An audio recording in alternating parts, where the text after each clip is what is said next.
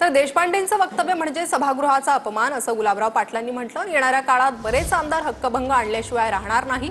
सभागृहातील लोकांना शंड म्हणणं संस्कृतीला शोभणारं नाही। बाकीच्या गोष्टी खालच्या लेवलला जाऊन आम्हालाही बोलता येतील। संदीप देशपांडेंच्या वक्तव्यावर गुलाबराव पाटलांनी ही टीका केली आहे।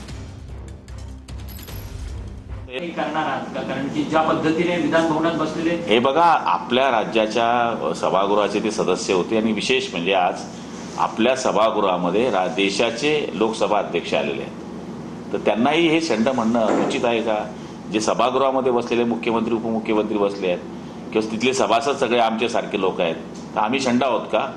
हे बोलणं उचित नाही आहे। आता आम्हालाही बोलता येतं, पण शेवटी हे चॅनल आहे, जेव्हा मोकळं मैदान येईल तेव्हा आम्ही कोण आहोत हे त्यांना बोलून दाखव। हे बघा, संदीप देशपांडे सुद्धा या सभागृहाचे एका काळामध्ये सभासद राहिलेले आहे, त्यामुळे महाराष्ट्राचं हे सर्वोच्च सभागृह आहे आणि या सभागृहाला ज्या लोकांमध्ये बसलेल्यांना शंड म्हणणं, मला तरी वाटतं की हे संस्कृतीला शोभून नाही आहे।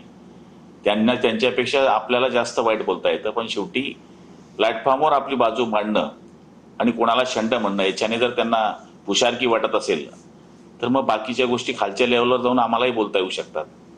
सभागृहाचा अपमान आहे। येणाऱ्या काळामध्ये बरेच आमदार याच्यावर हक्कभंग मांडल्याशिवाय राहणार नाही आणि त्यांना त्यांची जागा दाखवल्याशिवाय राहणार नाही असा माझा विश्वास।